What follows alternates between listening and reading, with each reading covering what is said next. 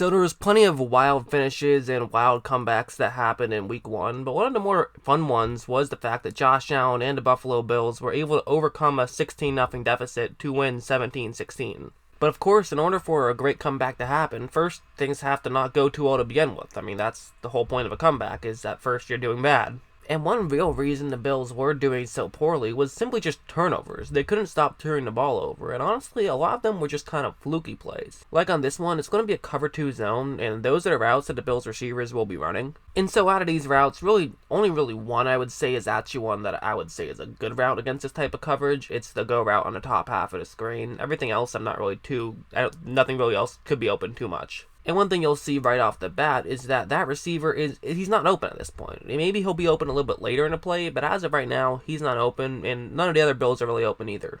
Now, granted, Allen could try to just dump it off to his halfback on the bottom half of the screen, but he doesn't really have time to notice that because there's already going to be a jet right in his face. Allen doesn't have time to fully make a decision. Maybe he could have thrown it away, but he wasn't able to do it on that one. He ends up losing the football, and the Jets are able to recover. Allen does deserve some blame for that one. I mean, he could have tried to get the ball off quicker. He could have done a better job of holding on to the football. Both of those things are true, but also he didn't get a lot of help out there. I mean, no receiver was open, and the offensive line didn't do him many favors. And so I kind of called that one a fluky play. I guess that one's not so much a fluky play as it is just the team around Allen not really doing their part. And also, Allen could have done a little bit of a better job on that one. You probably see Tom Brady just going down at that point. Allen was still on his feet. You can honestly put some blame on quite a few guys on that offensive play right there. But either way, it's not like someone was just a disaster out there. It was more so just a lot of guys kind of made a small mistakes and that accumulated into one big play. But there were some more fluky ones too. Like if you take a look at this play, this is actually a pretty simple play where if you look at the top half of the screen, you'll notice that corner is actually playing pretty far off of his intended receiver.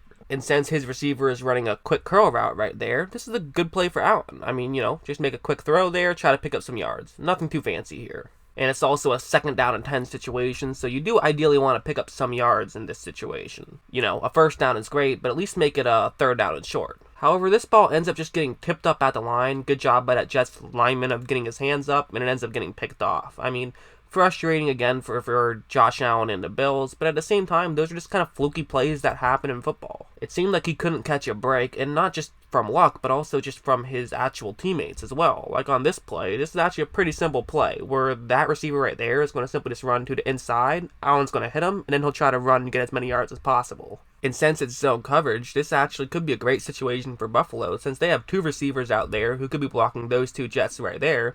And honestly, this is how some touchdowns happen on screen passes. I mean, that would take a lot to go their way, but at the very least, this could easily be a first down. And that's important because this is a 3rd down and 8, so they need to get the first down here. Very important play. And so Allen does everything right, takes the ball quickly, throws it to his receiver, who promptly just drops the football. Granted, the way New York was playing that one pretty well, I'm not sure if he actually would have gotten the first down anyways, but you still hate to see that. That's definitely something that is frustrating if you are Josh Allen. And so it seemed like things just weren't going their way. However, for Buffalo, something really started to click in the 4th quarter. They didn't have a single touchdown until the 4th quarter, but that's when they really started to put things together. Like as of right now, they're down 16-3 with the 4th quarter had just started, and here's how this play is going to work, where it's going to be man coverage. It's actually a cover 1 blitz on this one, and then what they're going to do is have a receiver run just a curl route on the top half of the screen. Pretty simple, nothing too fancy. And after this ball is snapped, his receiver is just cutting now, and there is some separation between him and his assigned defender, so this is definitely a play that Allen could try to make here. This is a receiver Allen could try to throw to. He makes a good throw, the receiver makes a catch,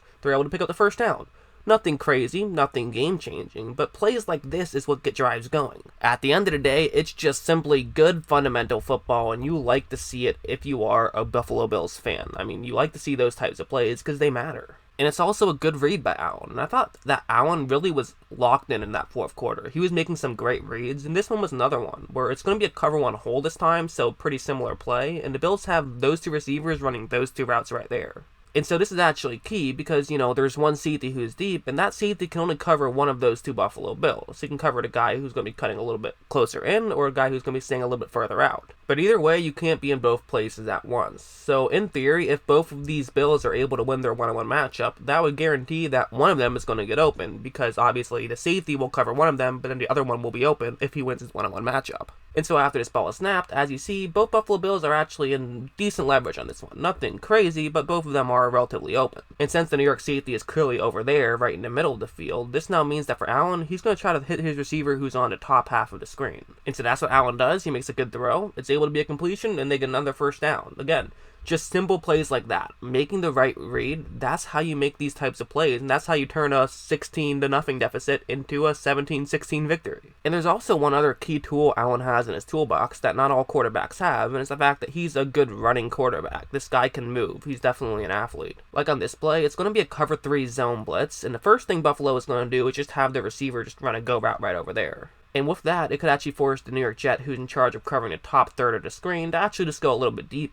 That part's not really anything too fancy, but what's important here is what I'm going to say next. It's going to essentially just be a rubber route, where a tight end is going to run over there and kind of just try to get in the way of the Jet who's could be trying to get to the top half of the screen, and then the halfback will simply also run up to the top half of the screen. So if the tight end does a good job and gets in the way of the defender who's in charge of covering the top third of the screen in the middle of the field, this now means that the halfback could potentially get wide open.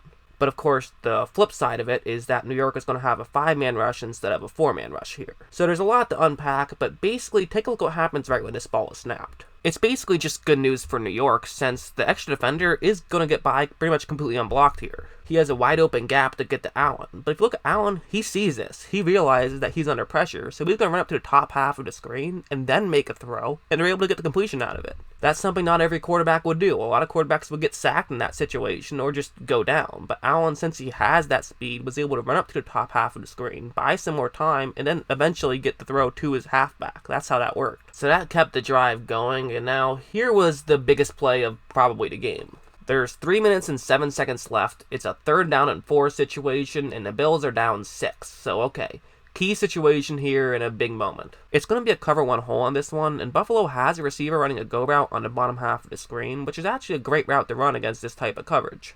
Because it's a deep route towards the sideline, and since there's only one safety deep, this typically means that the sideline would be open for just a one-on-one matchup with that receiver against the guy who's in charge of covering him. So if you can win your one-on-one matchup, not only could this be a first down, but this could potentially be a touchdown if that receiver can win his one-on-one matchup. It's also just a good route to run against this situation, simply because oftentimes you will run a cover 1 hole in a 3rd down and 4 situations, so it's kind of just good thinking ahead by the Buffalo Bills. But take a look at what's going to happen right when this ball is snapped. The first thing to talk about here is that this receiver isn't really open. I mean, as you see, the defensive player is basically right on top of him. So Allen could just throw one up in the end zone and kind of see if he can just win a jump ball, but that is not what Allen is going to do here. Instead, Allen's going to kind of float one over to the back shoulder. His receiver is able to win that one-on-one matchup, make the catch, and he runs the rest of the way in for a touchdown. Really a great play by both Allen and his receiver. That receiver, of course, being John Brown, who had a heck of a day in his own right. I mean, he had 7 catches for 123 yards and, of course, a touchdown, and the biggest touchdown of the game, the go-ahead touchdown and the game-winning touchdown.